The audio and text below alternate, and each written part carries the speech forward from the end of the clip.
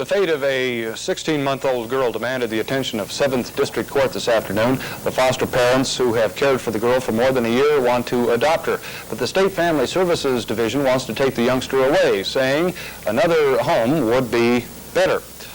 Randy Ripplinger now has a report from Moab. Lawyers and state officials, including an assistant from the Attorney General's office, gathered in the Grand County Courthouse this morning to engage in a legal tug-of-war over Carrie Ellen Kuehl.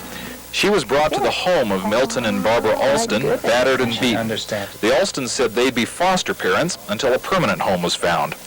Carrie Ellen's stay stretched over a year.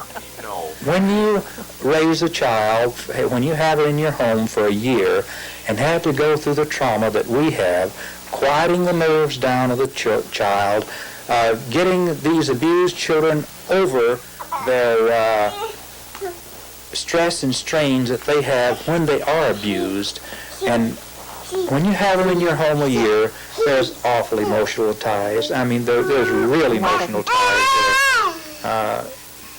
We just love this little child like she's one of our own. Our whole family does. Last spring, the Alstons applied for adoption.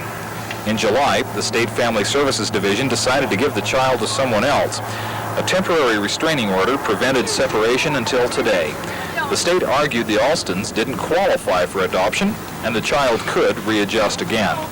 I would think that the child should be able at this age to develop a good relationship with any prospective foster or adoptive parent, and I think that in the interest of the child, our intent at this point is to try to expedite the planning for the child in terms of the removal to get it in a home, where it can be adopted out. We don't, like I say, question the intent or the desire of the Ralston, its family. It's the permanency of the arrangement that we're talking about. The judge decided since the mother gave custody to the state could place the baby where it wanted. But the Ralstons didn't give up there. They, with the help of the baby's mother, decided to keep the youngster here regardless. And the mother said she would try to get her custody rights back, then give the baby directly to the Ralstons. That may happen, but until the legal questions are resolved, state officials thought it best for the baby to live in a neutral home. Where's your bubble? Where's your bottle? Where's your bubble? Young Carrie Ellen faces at least one more move to a permanent home, but it may not be hers, the Ralstons, or the mother's decision where. Randy Ripplinger, Newswatch 2, Moab, Utah. Well, a 16-month-old girl taken from her foster home yesterday will live in another temporary home until the courts decide where she belongs. Now, the youngster had lived with a couple in Moab, Utah for more than a year, but State Family Services officials decided the child should be placed elsewhere, and they took her away yesterday. Randy Ripplinger reports. That's one thing. Children like Carrie Ellen Kuehl are frequently placed with temporary foster parents like Milton and Barbara Ralston. State Family Services officials caution foster parents not to become so attached as to make separation difficult. After Carrie Ellen lived here for nearly a year, the Ralstons applied for adoption and were turned down. Now, policy does suggest that for an adequate adoption of a young child like this, that the adoptive parent should not be more than 40 years older than the child. And the Ralstons are older than that? Yes. They're 49, it's my understanding, and the child is 1.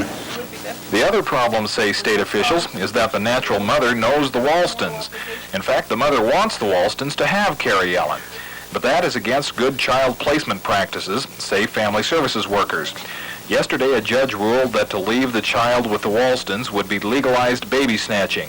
So family services took the baby to a nearby motel for the night and to another temporary family today.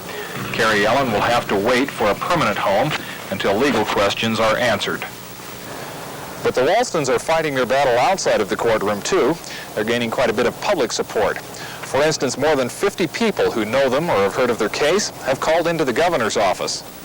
Harry Allen, who answers the governor's hotline, hasn't got much else done in the last 2 days. 80% of the calls, he says, come from Moab, but others from around the state, all protesting handling of the Ralston case. Is that right? What did he have to say? What were his comments? Well, he felt that it could have been handled a little differently, and he was in hopes that the governor would take a look at this situation.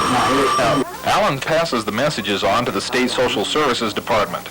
But still, the department maintains its position. Another family would be better for Carrie Ellen than the Walstons, and will keep her in another home until the Walstons exhaust their legal resources. Randy Ripplinger, Newswatch 2.